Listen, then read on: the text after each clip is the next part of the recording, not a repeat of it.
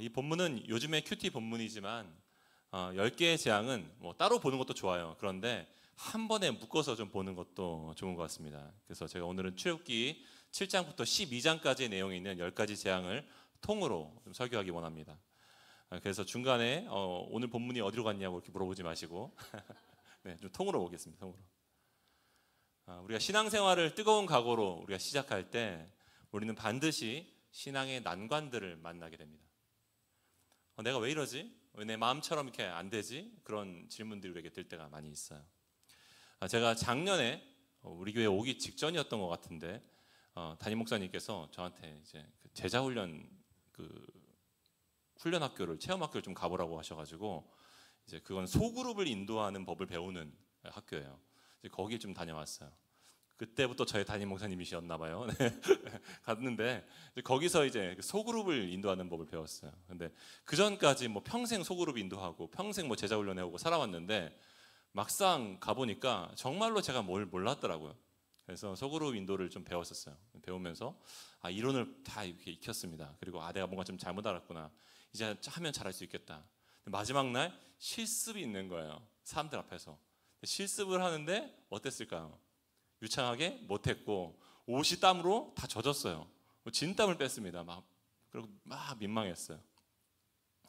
그때 알았죠. 이게 이론과 실제는 되게 다른 거구나. 그리고 그것은 이 이론이 잘못되어 있어서가 아니라 내 몸에 학습되어져 있던 습관들이 좋지 않은 거구나.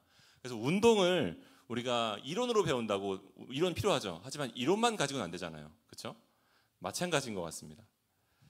여러분, 우리가 보통 하나님께서 우리를 부르실 때 우리는 어떤 반응을 하죠? 보통 두 가지 반응인 것 같아요. 하나는 그건 저에게 무리입니다. 하나님. 체념하는 거죠.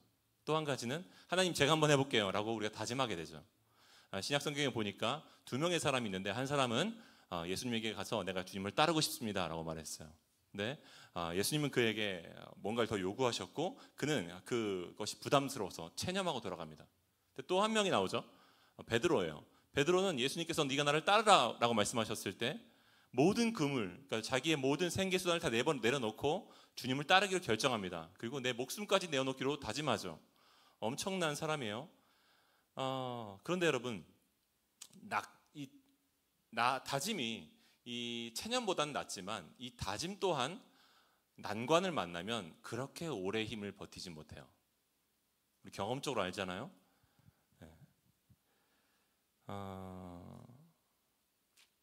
이스라엘 백성들이 그랬습니다. 그들은 처음에 모세와 함께 이스라엘의 땅, 약속의 땅인 가나안으로 가기 위해서 너무 가슴이 뛰었을 겁니다.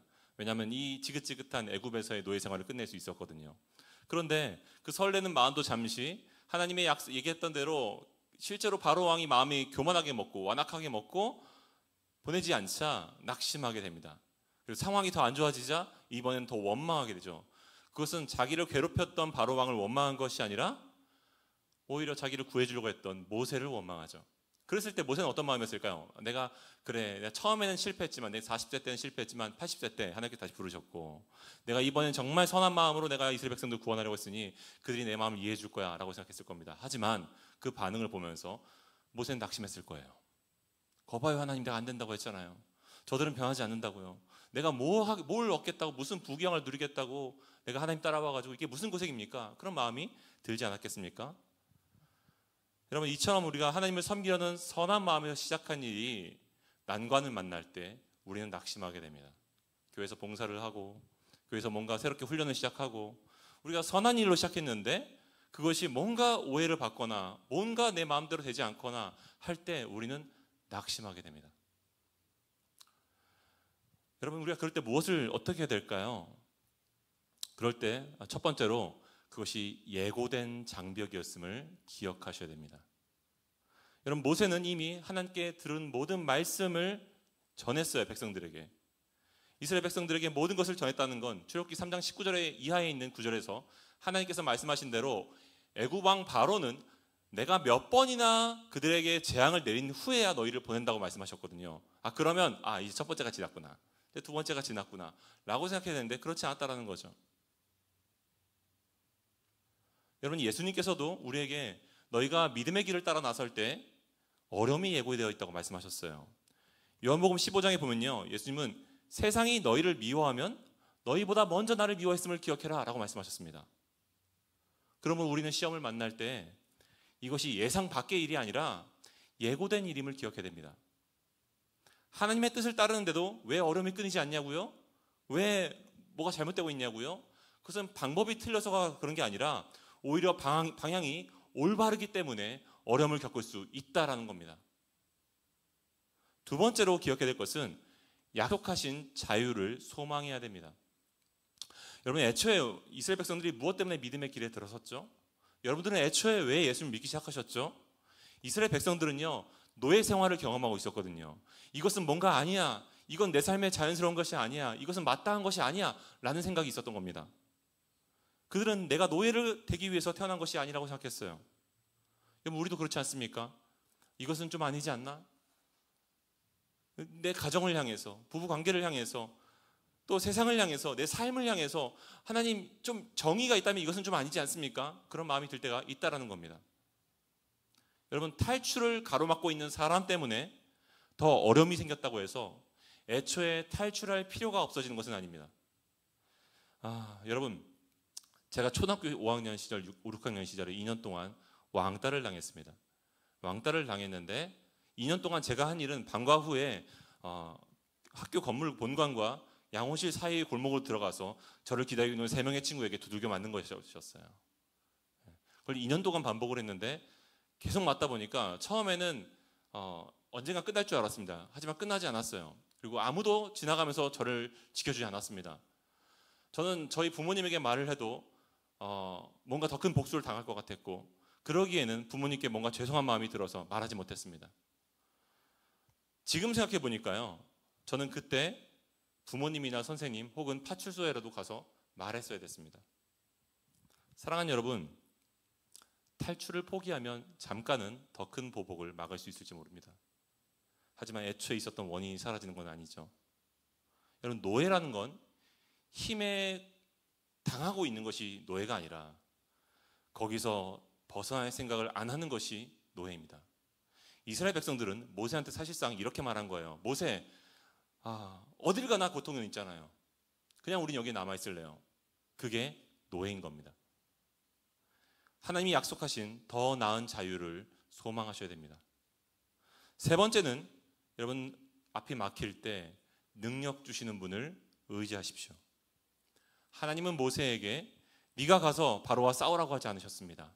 하나님께서 내가 바로와 싸우겠다고 말씀하셨어요. 그래서 하나님이 모세에게 말씀하실 때 네가 지팡이를 들고 나의 강을 치면 강이 피바다가 되리라 라고 말씀하지 않고 내가 치겠다고 말씀하셨습니다. 다시 말하면 모세가 지팡이를 들고 치고 있는데 그 가운데 하나님께 동행해 주신다는 거죠. 여러분, 신자는 예수를 믿어서 뭔가 내 안에 새로운 것이 개발되고 뭔가 내 안에 없던 것이 생기는 그런 막 능력이, 초인적인 능력이 나타나는 것이 아니라 신자는 하나님을 의지하는 능력이 생기는 겁니다. 신자의 능력은 자신의 능력이 아니라 하나님을 의존하는 능력입니다. 믿으십니까? 흥미로운 것은 이 모든 것이 이스라엘에게만 하나님께서 말씀하신 것이 아니었다는 거예요. 하나님은 바로와 이 애굽에게도 말씀하셨습니다. 여러분, 하나님은 바로 왕과 애굽 사람들도 그들의 죄악된 삶에서 구출해내기를 원하셨습니다. 여러분, 이것은 바로 왕의 반응을 통해서 알 수 있는데요. 출애굽기 9장 27절 우리 함께 읽어볼까요? 시작.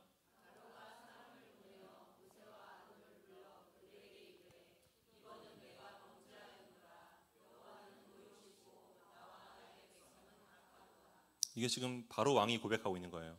우리는 범죄했고 하나님은 의로우시고 나와 나의 백성은 악하도다. 이것이 하나님이 바로 왕에게 요청하셨던 자리입니다. 하나님은 바로 왕도 출애굽시키기를 원하셨던 거예요. 사실상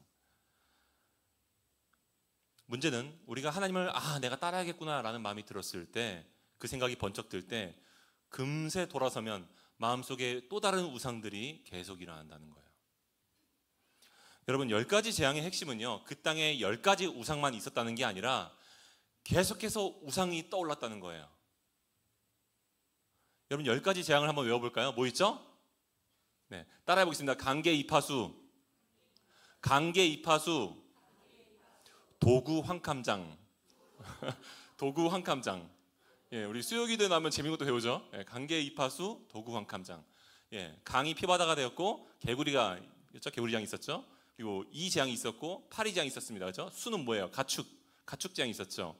독종이 있었고요. 그렇죠? 옛날 개혁 한글 성경에 독종이라고 했는데 예, 독종이 있었고 우박이 있었고 맞죠? 황충 메뚜기. 그리고 캄은 뭐예요? 캄캄한 흑암이죠. 그죠? 그리고 장자가 죽었어요. 맞죠? 관계 이파수, 도구 황캄장. 걱정하지 마십시오. 이번 복중삼의 시험에 안 나와요. 네. 여러분, 우리 이 10가지 재앙을 지금 다 살펴볼 건 아닙니다.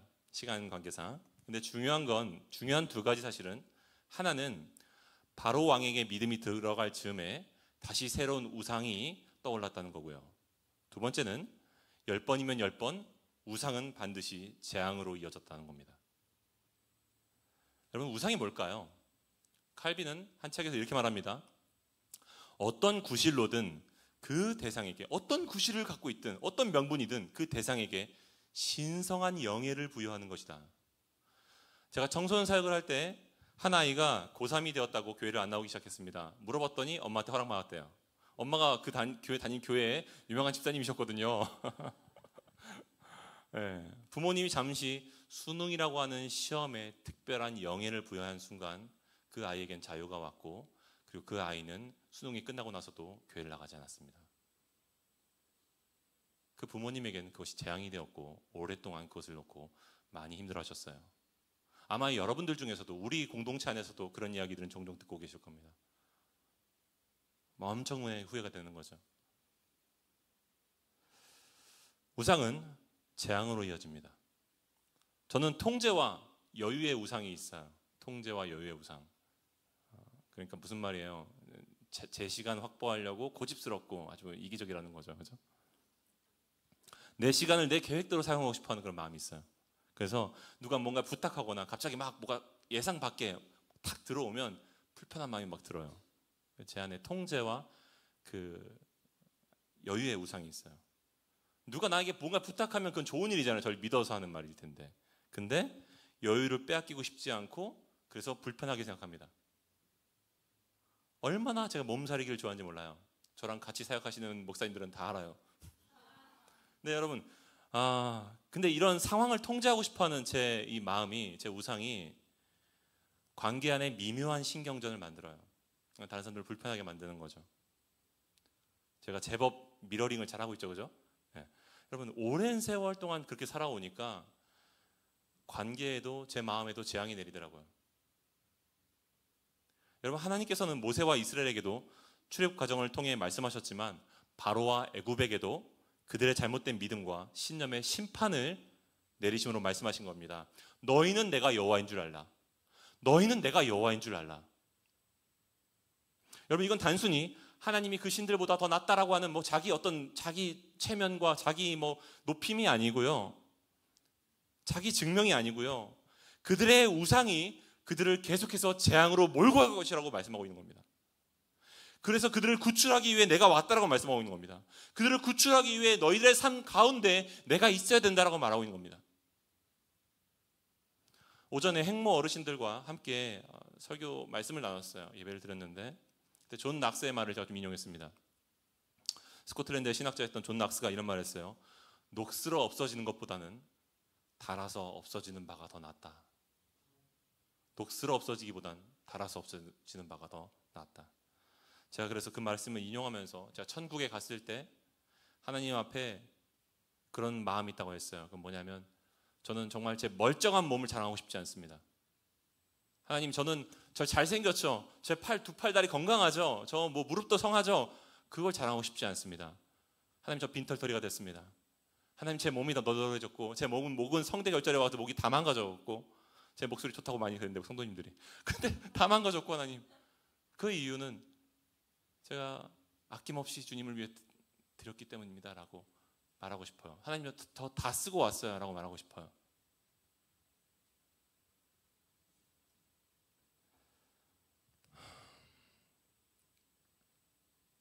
찰스 스펄전은 우상에 대해서 잘 정의했습니다. 하나님보다 더 사랑하는 것이 있다면, 결코 포기하지 않으려는 것이 있다면 그것이 우상이다. 여러분들은 그것이 무엇입니까? 내 자녀일 수도 있고요, 내 평안하고 안전한 삶과 시간일 수도 있습니다. 이것만은 절대 안 돼, 이 시간만은 절대 안 돼. 저축과 노후 준비일 수도 있어요. 이것만큼은 절대 못 건드려, 아무도 못 건드려. 여러분, 지나친 절약도 마찬가지예요. 제가 얼마 전에 한 그 방송에서 오은영 박사가 나온 걸 봤는데, 거기서 한 부모가 나왔습니다. 처음에 아이 문제로 나왔더니 알고 봤더니 엄마 문제였어요. 보니까 엄마가 지나친 절약을 하는 거죠. 아마 보신 분들이 있을 텐데, 이 엄마가 인덕션 요리를 하고 나서 인덕션의 잔열로 그 양동이에 물을 받아서 물을 데펴요. 그리고 그걸 가지고 가서 이제 그 세수대에다가 부은 다음에 애들한테 거기 세수를 시킵니다. 세수를 한 물에다가 자기 발을 담가서 발을 씻어요. 그리고 거기는 화장실 물을 내리지 않아요. 왜냐하면 여러 번 누적시킨 다음에 물을 내리려고요. 불을 켜지 않고 화장실에 들어가게 합니다. 불을 켜면 아이들한테 화를 내요. 지나친 절약인 거죠. 그래서 아이들이 분노하기 시작했고, 요만한 아이들이 엄마랑 살고 싶지 않다고 웁니다. 그 심각한 어떤 결벽증 같은 어떤 집착이 있는 거죠. 그 안에 그 엄마 안에 있는 집착이 있어요. 재물에 대한 집착이 있어요.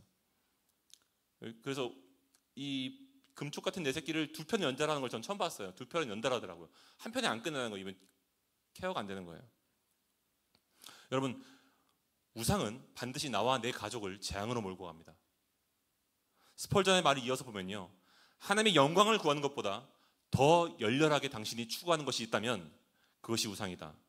회심은 이 모든 우상으로부터 돌이키는 것이다. 여러분, 바로 왕의 마지막 우상은 뭐였을까요?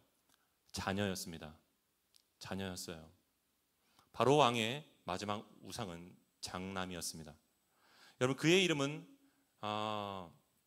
그의 아들은요, 이 왕의 아들, 바로 왕의 이름을 이어서 왕이 될 거, 후계자가 될 거예요. 그리고 그 아들이 왕이 되면 그 아버지를 명예롭게 만들어 줄 겁니다. 그리고 그 아버지의 안전을 지켜줄 거고요. 그 아버지의 이후 영원한 날들, 죽을 때까지 아버지의 삶을 보장해 주겠죠. 생각만 해도 든든한 그 기분 좋은 이름, 내 아들, 내 장자. 그때 흑암이 세상을 뒤엎습니다. 여러분, 흑암이 뒤엎었다는 건 심판이 임박했다는 뜻이에요. 하나님은 모세에게 말씀하십니다. 이스라엘에게 명하여 각 집마다 흠없는 어린 양을 도축해라. 그리고 흠없는 양의 피를 문 기둥에 발라라. 내가 애굽 땅의 장자들을 다 심판할 텐데 심판이 그 피를 보면 그 집을 넘어갈 것이라고 하셨습니다. 그래서 유월절이란 말은 패스오버, 넘어갔다는 뜻이에요. 유월절. 월담이라고 하잖아요. 담을 넘어갈 때 유월절, 넘어갔다는 뜻이죠. 심판을 넘어간 거죠. 여러분, 왜 장자인가? 하나님이 왜 장자를 죽이셨습니까? 여러분, 그런 질문이 들 수 있는데, 장자는요, 당시에 가족을 대표했습니다. 그리고 장자는 그 가족의 모든 것을 의미했어요. 다시 말해, 장자를 심판하는 건 그 가족 전체를 심판한 것과 똑같은 의미입니다. 그러니까 애굽의 모든 장자를 심판했다는 건 애굽을 전부 다 심판했다는 의미인 거죠. 실제로 바로 왕의 장자가 죽는다는 것은 그가 파산했다는 것을 의미하기도 했습니다. 여러분, 기억하십시오. 우상은 반드시 우리를 파산시킵니다. 하나님을 따르는 길에는 우상이 가장 걸림돌이 됩니다. 그리고 우상의 자리는 예수님의 자리로 대체되지 않고는 반드시 다른 우상이 또 차지하게 됩니다. 저는 하나님께서 우리 이 문제를 해결하기 위해서 다시 출애굽을 준비하셨다는 것을 신약성경을 통해서 보았어요. 예수님이 변화산에서 기도하실 때요, 나눈 대화를 한번 기억해 보십시오. 모세와 엘리야가 환생해서 잠깐 교제하셨습니다. 그때 예수님께서는 자기가 예루살렘에서 별세하실 것을 말했다라고 이야기합니다. 우리 성경에는 별세하셨다고 표현되어 있지만 헬라어 성경에는 엑소더스라고 써 있어요. 이것은 출애굽기를 뜻합니다. 탈출을 뜻하는 거죠. 다시 말해, 예수님은 자신의 죽음을 통해서 이스라엘 백성들을 탈출시키기 원하셨던 겁니다. 다시 한 번 더요. 모세가 얼마나 기뻤을까요? 그리고 출애굽이 재현되었습니다. 하늘이 다시 캄캄해졌어요. 그리고 어린 양의 피는 나무에 발라졌습니다. 마가복음 15장 33절 우리 함께 읽어보겠습니다. 시작. 제 육시가 되매 온 땅에 어둠이 임하여